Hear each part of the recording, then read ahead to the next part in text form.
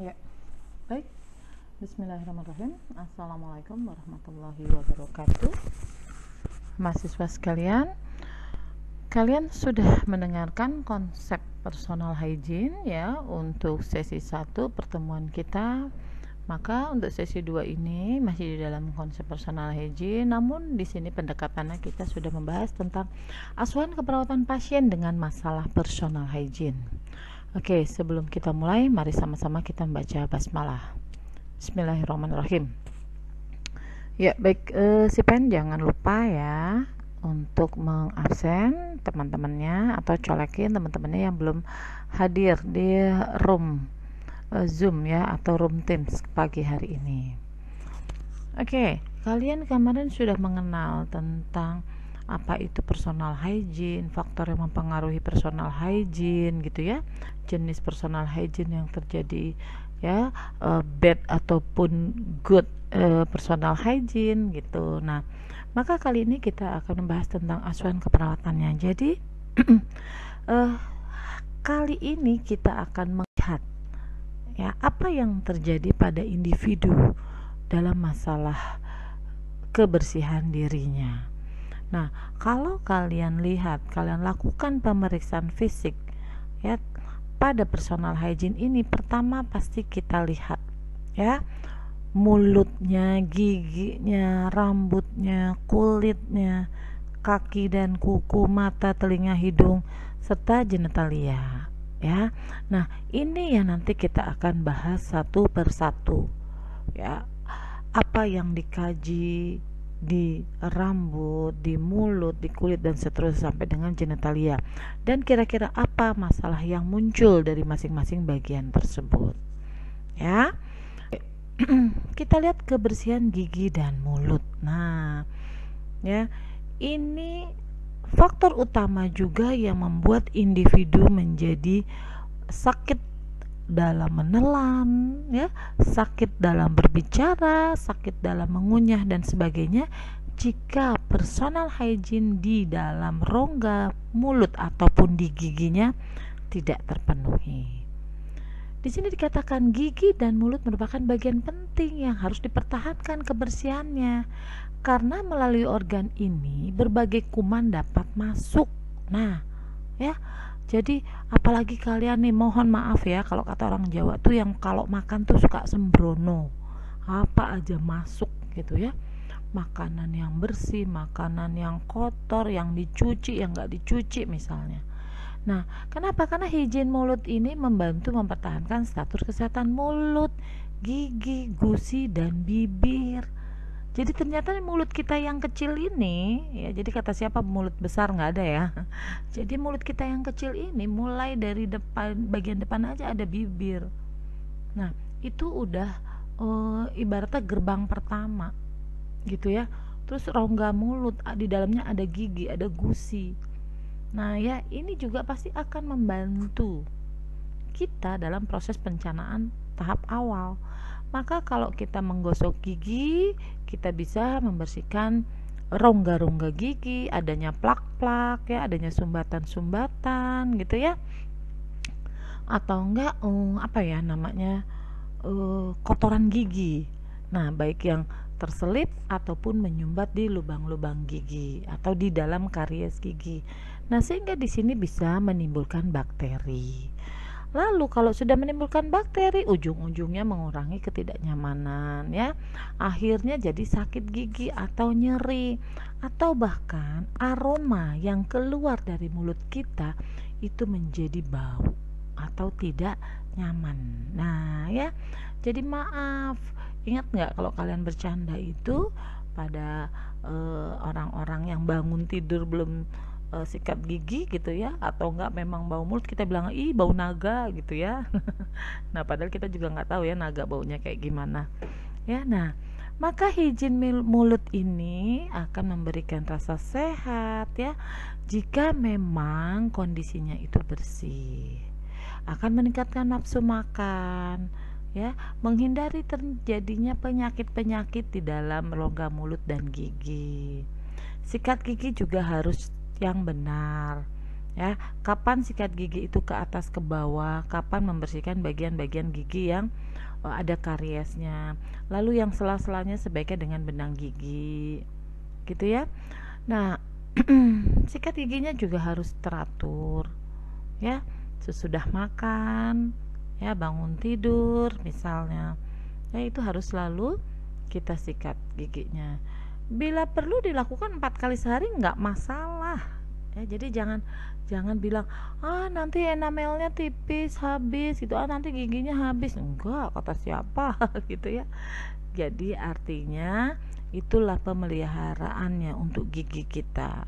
Ya, dan jangan lupa nggak boleh gonta-ganti sikat gigi. Ya, jadi jangan salah, sikat gigi juga bisa menularkan penyakit ke orang lain atau kita bisa tertular dari orang lain ya dari sikat gigi itu. Lalu memeriksakan kesehatan giginya secara rutin 6 bulan sekali ke puskesmas atau ke dokter gigi. Nah, otomatis kalau gigi kita bersih, rongga mulut kita bersih, maka gusi ya, lalu area rongga di dalamnya itu tidak akan terjadi sariawan atau stomatitis.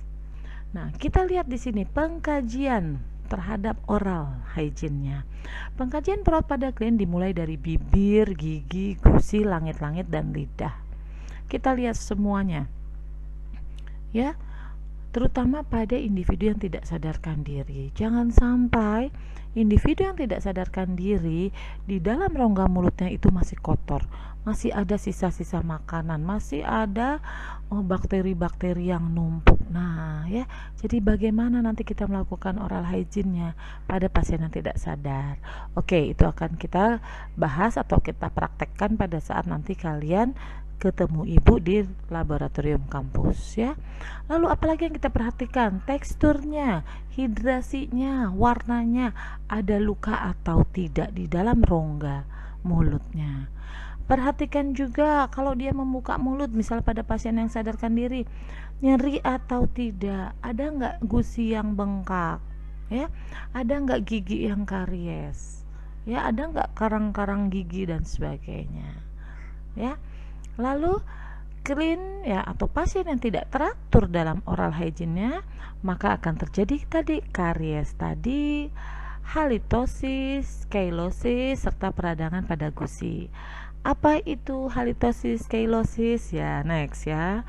Di slide berikutnya kita akan bahas. Intinya dari pengkajian oral hygiene ini akan apakah memang pasien itu bermasalah atau tidak, ya.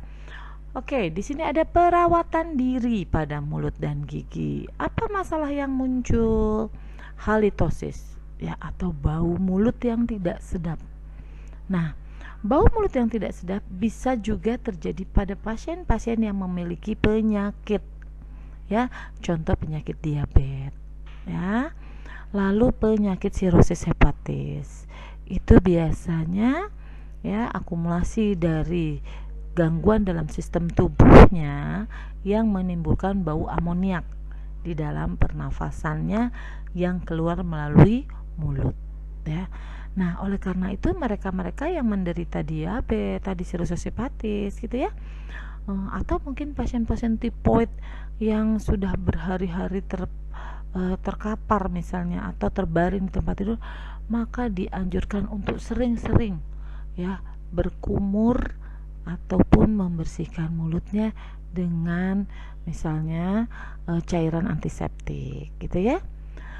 Lalu gingivitis yaitu sariawan atau radang gusi, terkadang bisa menjadi gigi lepas. Nah, ini juga ya yang membuat pasien terkadang benar-benar nggak bisa tidur karena giginya atau gusinya bengkak. Sebenarnya yang bengkak bukan giginya ya, gusinya bengkak, terjadi peradangan, bahkan terkadang keluar itu pus atau nanah dari gusinya. Aduh, itu ya mungkin itu sakitnya udah luar biasa kali ya. Ya, nah jadi jangan sampai terjadi seperti itu. Ya, bahkan tadi dikatakan di sini kalau dia gusinya sudah bengkak, bernanah, infeksi lama, maka otomatis giginya akan goyang dan lambat laun akan lepas ya. Lalu karies gigi yang rusak dan berlubang. Nah, ini dikatakan karies gigi. Ini biasanya bisa kita lihat dari gaya hidupnya pasien tersebut, dari kecilnya ya, mengkonsumsikan yang manis-manis lalu diemut, ya, waktu dia makan sering diemut, ya, terus dia mengkonsumsi manis tapinya lupa sampai ke bawah tidur, ya, atau jarang sekali dia membersihkan gigi dan sikat gigi, ya. Nah, sementara kalau stomatitis itu adalah radang pada, ya, bibir atau rongga di dalam bibir, ya, jadi di mukosa mulutnya itu terjadi sariawan. Bisa nggak sariawan di gusi? Bisa saja. Sariawan di bawah lidah? Bisa saja. Nah, ini pun, ya, berarti kita perhatikan pada mereka-mereka yang mohon maaf kebersihan dirinya juga di dalam rongga mulutnya itu minim, sering sekali terjadi sariawan. Sehingga kalau sudah sariawan, aduh, buka mulut aja susah. Mulut juga menjadi bau. Belum lagi sakit, bahkan sampai pusing terkadang, ya. Lalu periodontal disease, infeksi gusi sampai dengan merusak tulang rahang. Aduh, serem banget kan, ya. Nauzubillah min dzalik, ya. Jadi jangan sampai seperti ini. Ini lebih parah dari gingivitis, ya. Lalu glossitis, peradangan pada lidah, ya.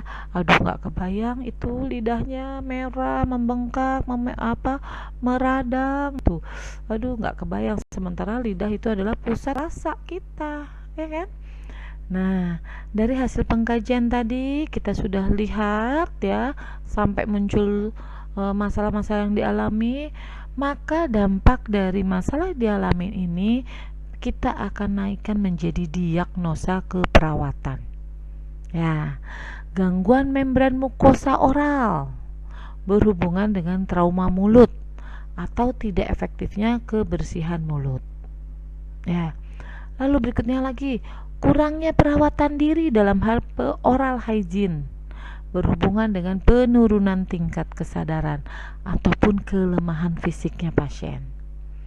Berikutnya lagi, gangguan body image, ya, tadi ya, insecure, ya, berhubungan dengan adanya halitosis atau ompong, bahkan tidak adanya gigi. Nah, kenapa tidak punya gigi?